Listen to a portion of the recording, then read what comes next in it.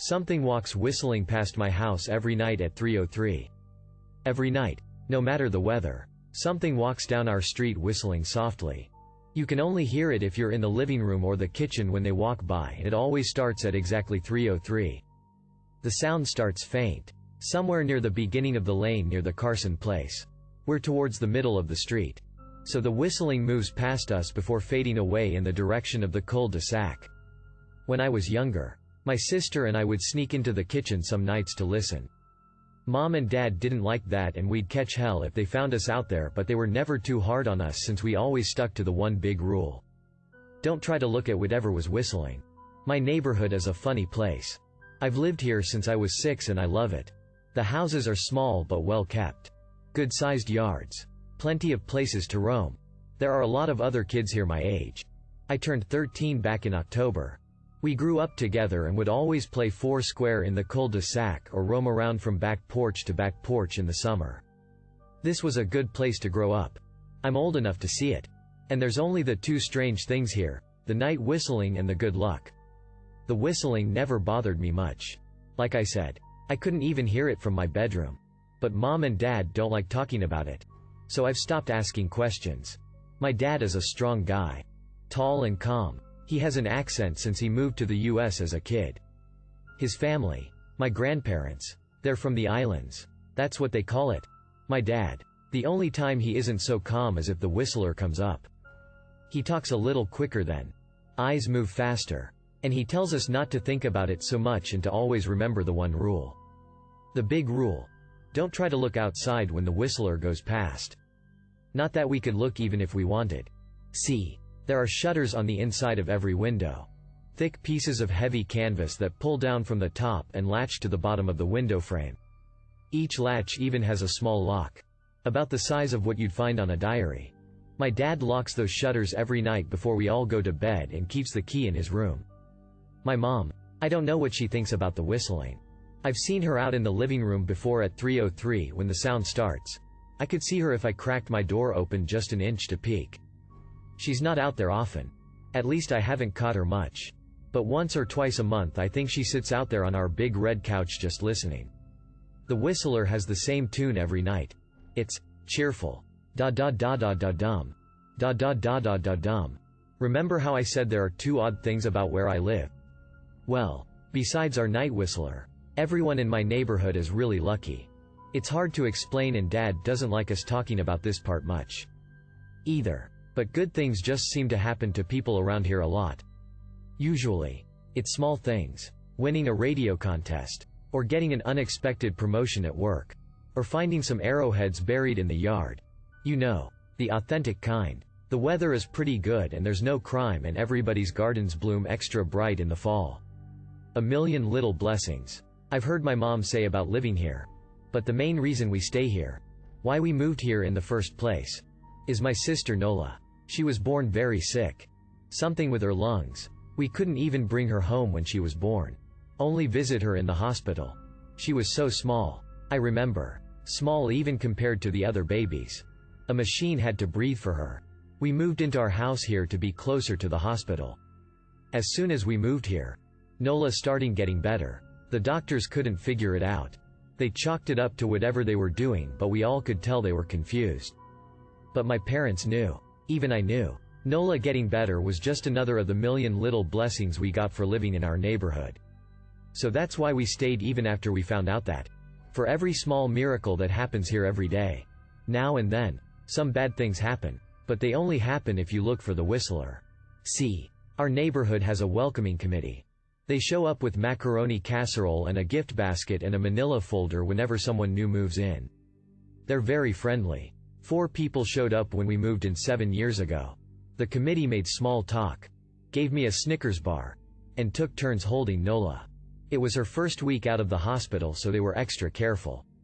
Then the committee asked to speak to my parents in private, so I was sent to my room where I still managed to hear nearly every word. The welcoming committee told my parents about how nice the neighborhood was. Really exceptionally. Hard to explain kind of nice. And then they told my parents about the even harder to explain whistling that happened every morning at 3:03 and ended at the tick of 3:05. The group. Our new neighbors. Warned my parents that the whistling was quiet. Would never harm or hurt us. As long as we didn't look for what was making the sound. This part they stressed, and I pushed my ear into the door, straining to hear them. People who went looking for the whistler had their luck changed. Sometimes tragically. A black cloud would hang over anyone that looked. Anything that could go wrong would. The manila envelope the committee brought over contained newspaper clippings. Stories about car crashes and ruined lives. Public deaths and freak accidents. Not everyone dies. I heard the head of the committee tell my dad. But the life goes out of them. Even if they live, there's no light in them ever again. No presence. My mom. I could tell she wasn't taking it seriously. She kept asking if this was some prank they play on new neighbors. At one point my mom got angry. Accused the committee of trying to scare us out of our new home. Asked them if they were racist on account of my dad being from the islands. My dad calmed her down. Told her he could tell our new neighbors were sincere and they were just trying to help us. He explained that he grew up hearing these kinds of stories from his mom and that he knew there were strange things that walked among us. Some of those strange things were good and some were bad, but most were just different. After the committee left, Dad went out to the hardware store. Bought the canvas blinds, the latches, and the locks and installed them on every window in the house after dinner.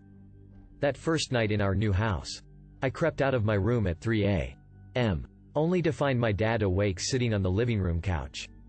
Holding my baby sister. My dad held up his finger in a shush motion but patted the couch next to him.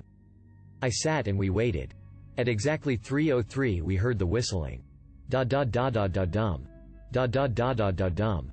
It came and it went just like our neighbors said. The whistling returns each night and we never look and we enjoy our million little blessings every day. Nola breathes on her own and she's grown into a strong, clever girl. My dad even joined the welcoming committee.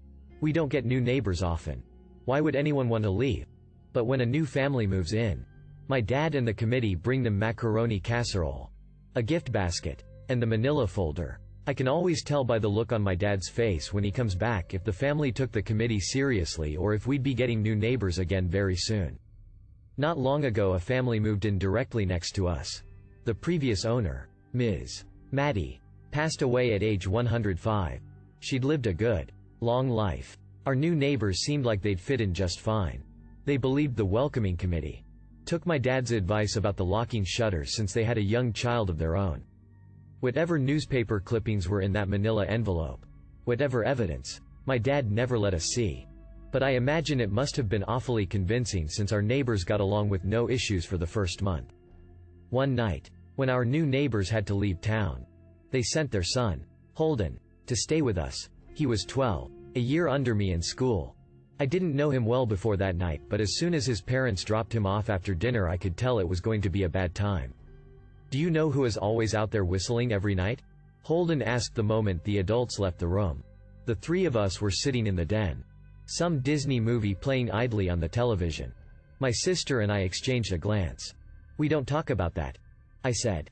I think it's that weirdo that lives in the big yellow house on the corner. Holden said. Mr. Tolles? My sister asked. No way. He's really nice. Holden shrugged. Must be a psycho killer. Then, Nola tensed. We don't talk about it. I repeated. Let's go in my room and play Nintendo. We spent the next few hours playing games, eating popcorn and then watching movies. A typical sleepover, but I could see Holden was getting antsy. After my parents had wished us a good night, locked the blinds, and gone to bed, Holden stood up from his beanbag and walked over to where Nola and I were sitting on my bed. Have you ever even tried looking? He asked. It's nearly time. Like most sleepovers, we'd conveniently ignored any suggestion of a bedtime. I was shocked to see he was right. It was almost 3 a.m. I sighed. We don't see. I can't even try to look because my dad locks the blinds every night and hides the key. He continued, ignoring me. So does our dad, said Nola. No, replied Holden. No, he doesn't. You saw him do it, I said, a little sharper than I meant to sound. Holden grinned. Your dad locks the blinds. Yeah, but he doesn't hide the key. He keeps it right on his normal keychain. So? I asked, worried I already knew what he would say next. Because I had noticed that my dad didn't bother hiding the key anymore after all of these years. Because he knew we took it seriously. So, After your dad locked up but before your parents went to bed. I went to the bathroom. And on my way, I may have peeked into their room. And I may have seen your dad's keychain on his nightstand. And I maybe went and borrowed the key to blinds. Nola and I stared and his grin only grew wider. You're lying, I said. Holden shrugged. You can check if you want. Just open your parents' door and look. You'll see his keychain right there on the nightstand. Stay here, I told both of them. Don't move a muscle. I hurried over to my parents' room but hesitated at the door. If Holden wasn't lying, my dad would be angry. Beyond angry, I was scared thinking about it. But more scared of an open window with the whistler right outside. I opened the door, barely an inch, and looked in, but it was too dark to see. Taking a deep breath, I walked into the room. 2 steps into the dark I froze. The whistling started, and I could hear it clearly. From my parents' room. I never realized, but they must have heard the sound every night since we moved into the house. They never told us. I don't think I could have slept through it. I stood there, listening to the whistling come closer, unsure whether I should turn on a light or call out for my dad. Soft sounds from the living room brought me back to reality. Nola! I yelled, running out of my parents' room. Holden and Nola were standing near the front door next to a window. Holden wasn't lying.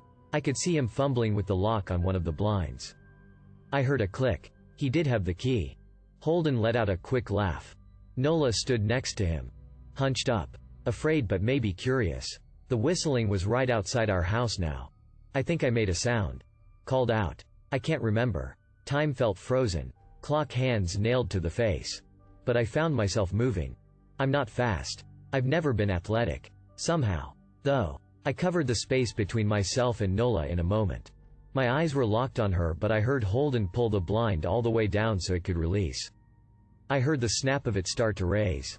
And I heard the whistling just on the other side of the window. But I had my arms around Nola and I turned us so she was facing away from the window. At the same time, I jammed my eyes shut. The blind whipped open. The whistling stopped. I felt Nola shaking in my arms.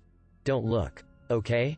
I told her. Don't turn around. We were positioned so that she was facing back towards the hallway and I was facing the window. My eyes were still closed.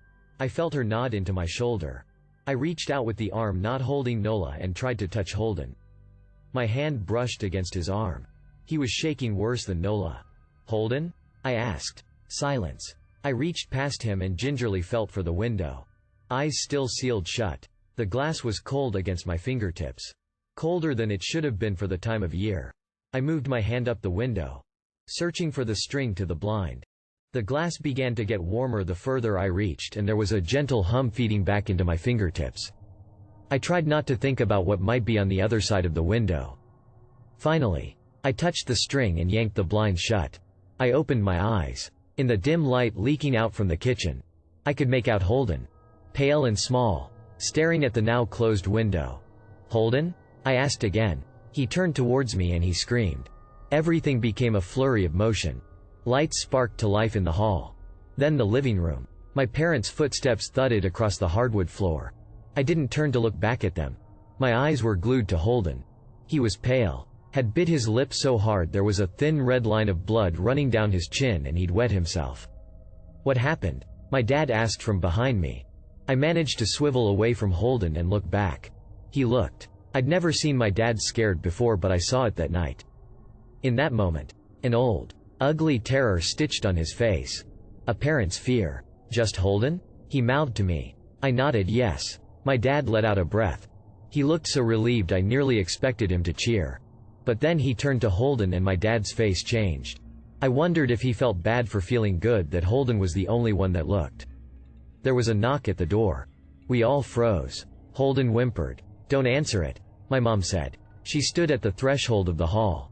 I'd always thought she was a skeptic and just humored my dad about the windows and the whistler, but that night we were all believers. I noticed that both of my parents held baseball bats they must have taken from their bedroom.